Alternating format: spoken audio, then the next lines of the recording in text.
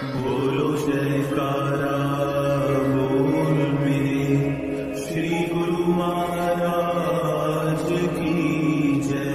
श्री सद्गुरुदेव भगवान की जय। गुरुमुखो, आज हम माया के क्या क्या कर्तव्य होते हैं उस पर विचार करेंगे। सभी गुरुमुख ध्यान से सुने। किसी नगर में एक कुमार रहता था। वैसे तो उसका नाम रामदास था, परंतु गरीबी के कारण लोग उसे रामू कहकर पुकारते थे।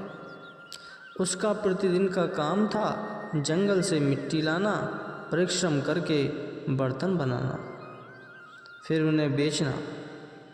उससे जो कुछ भी मिलता था उसी पर रामू संतुष्ट रहता था।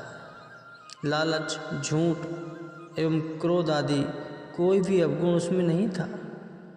एक रात उसने स्वप्न में देखा कि लक्ष्मी देवी उससे कह रही थी कि मैं तुम्हारे घर आ रही हूँ। वह प्राय उठा। रात्रि के स्वप्न की ओर उसने कोई विशेष ध्यान न दिया और मन ने यह कहा कि स्वप्न तो प्राय असत्य होते हैं। नित्य की भांति वह गधों को लेकर जंगल में उस स्थान पर गया जहाँ से हर रोज मिट्टी लाया करता था। आज भी वह कुदाली से मिट्टी खोदने लगा।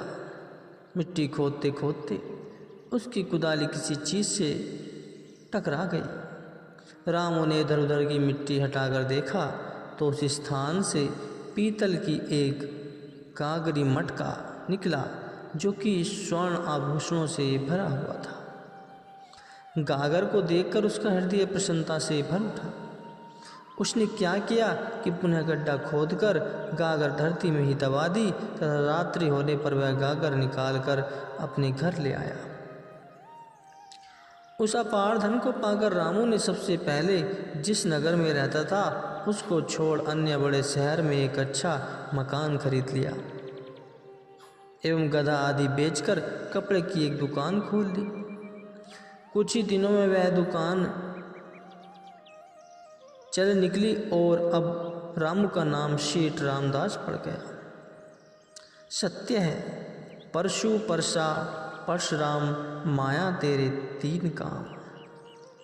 अत्यधिक धनराशि के हाथ लगने पर सेठ रामदास ने गरीब को सूद पर ऋण देना शुरू कर दिया।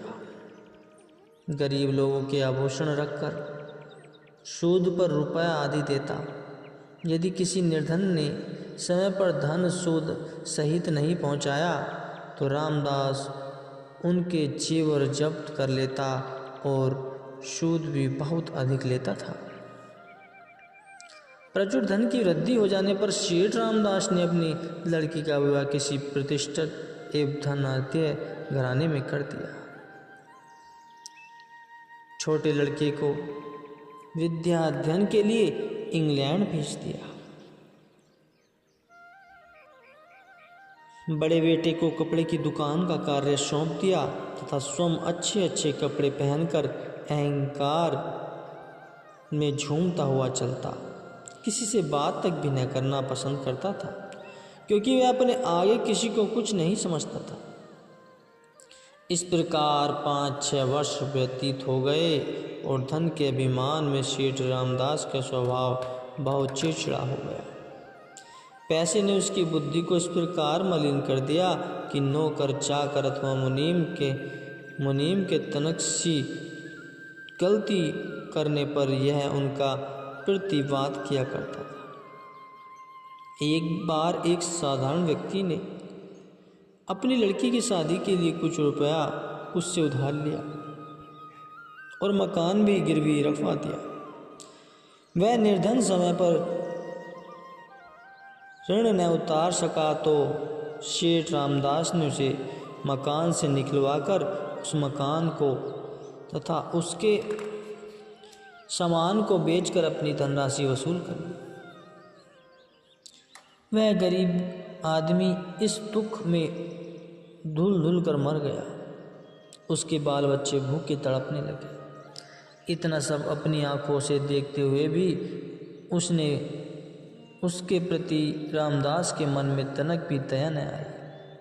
इस प्रकार दिन प्रतिदिन उसकी क्रूरता बढ़ती गई और गली मोहल्ले के लोग उसके इस दुर्व्यवहार से तंग आ गए थे, परंतु माया ने इसको ऐसा अंधा कर दिया कि वह किसी भी की परवाह न करता था। यह तो दौलत की पहली लात का वर्णन है, जो आने पर मानव की पीठ पर बलपूर्वक चोट करती है और मनुष्य इस चोट को सहन न कर सकने के कारण माया का दीवाना हुआ अहंकार में आकर अकड़ अकड़ कर चलने लगता है।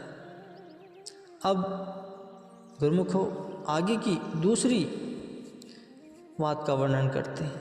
पुनः एक दिन रामदास को स्वप्न में लक्ष्मी देवी ने कहा कि मैं तुम्हारे पास से जा रही हूँ। अब रामदास क्योंकि स्वप्न को सत्य मान चुका था कि स्वप्न में ही जब उसे लक्ष्मी ने आने के लिए संबोधित किया तो दूसरे दिन उसे अपार धनराशि हाथ लगी। इसी बलबूते हुए रामदास ने अकड़ कर कहा, मैं देखता हूँ तू कैसे जाती है। तब दूसरे दिन रामदास सब नकदी रुपया बैंक में जमा करा दिया और सोने चांदी को लोहे की तिजोरी में सुरक्षित कर मजबूत ताला लगवा दिया। अपनी तरफ से तो मानव बुद्धि द्वारा उसने धन को सुरक्षित रखने के किसी प्रकार की कमी न छोड़ी, परंतु दैविक शक्ति के हाथ किसने पकड़े। तदनुसार उसी रात्रि को उसकी दुकान में आग लग गई। कपड़े की दुकान थी, सब कपड़ा जलकर राख हो गया। आग लगने का समाचार सुन इससे मन में विचार किया कि बैंक में मेरा अत्यधिक धन जमा पड़ा है और आभूषणों से तिजोरी भी भरी पड़ी है, उनका बेच करके नई दुकान खोल लूँगा।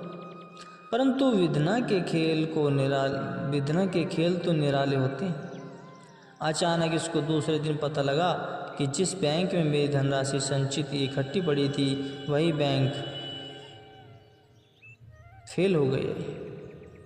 अब तो रामदास बहुत घबराया, लेकिन अभी उसके हृदय में आशा का दीपक धूमिल प्रकाश टिमटिमा रहा था। रामदास को अब केवल तिजोरी वाले चीवरों का ही भरोसा रह गया था, लेकिन उसको क्या ज्ञात था कि मेरी समस्त आशाओं पर तुषारपात हो जाएगा। तीसरे दिन रात्रि को चोर तिजोरी का ताला तोड़कर सब सामान, सोने चांदी के आभूषण व नकदी रुपए लेकर चलते बने। चौथे दिन इंग्लैंड से उसके लड़के का पत्र आया कि मैं बीमार हो गया हूँ, मुझे खर्च व इलाज के लिए धन भेजो। लेकिन यहाँ तो रामदास को चारों तरफ से दुख ने घेर लिया था। उसको स्वयं को मात्र देखने के लिए पैसा तक न रहा। जीविका चलाने के लिए दुकान तक बेचना पड़ा। लोगों के आभूषण जो कि उसके पास धरोहर अमानत के रूप में पड़े थे, चोरी हो जाने से वे लोग आकर इसे तंग करने लगे। अब तो रामदास का मारे निर्धनता के बहुत बुरा हाल हुआ था। इन सब दुखों से उसे पश्चाघात हो गया। धन के अभाव होने से उचित रूप से चिकित्सा भी न करा सका, जिससे उसकी कमर टेढ़ी हो गई और यह इस दुख में धुलने लगा। एक दिन लाठी का सहारा लेकर यह मकान से बाहर निकला। किसी जान पहचान वाले ने पूछा, अरे रामदास, यह तुम्हें क्या हो गया है? तुम तो पहचाने भी नहीं जाते। यह सुनकर रामदास ने रो रो कर उत्तर दिया कि यह सब दौलत का परिणाम है। दौलत ने आते ही मेरी पीठ पर ऐसी कसकर लात मारी जिससे मैं अकड़ गया था, और जाती बार मेरी छाती पर दौलत ने इतना बलपूर्वक प्रहार किया जिससे मेरी कमर कर तक टेढ़ी हो गई तथा मुझे कुबड़ा कर गई। दौलत आने जाने पर लात मारती है, इसलिए मनुष्य को माया के आने पर घमंड एवं जाने पर शोक नहीं करना चाहिए। यह तो एक ढलती छाया है, कभी इधर तो कभी इधर। तो गुरुमुखो, माया एक स्थान पर कदापि स्थायी रूप से नहीं ठहरती। इसकी तुलना यदि बादलों में क्षण भर के लिए कौंधने वाली दामिनी बिजली से की जाए अथवा कल की प्रति के साथ, तो यह अनुचित न होगा।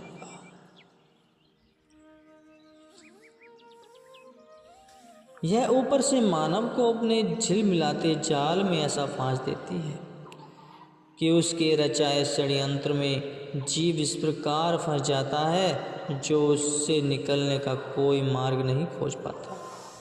जिस प्रकार के वीर अभिमन्यु कौरवों द्वारा बनाए गए व्यूह को तोड़कर अंदर प्रवेश तो कर गया, परंतु बाहर निकलने की विधि से अनजान होने के कारण उनके क्रूर शत्रु का शिकार बनकर वीर गति को पा गया। इसी तरह जो अज्ञानी जीव इस माया के क्षणिक सुख पर अपना जीवन न्यौछावर कर देते हैं, उनका अंतिम परिणाम दुखदायी होता है।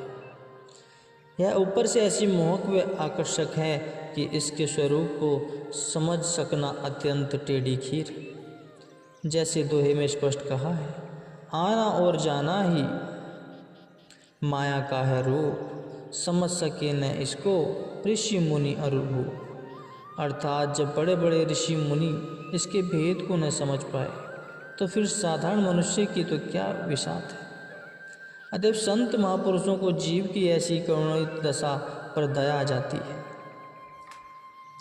वे समझाते हैं कि इस माया व काया से जितना हो सके परमार्थ का लाभ उठा लेना चाहिए, क्योंकि शरीर भी क्षणिक है व माया भी अस्थायी है। जैसे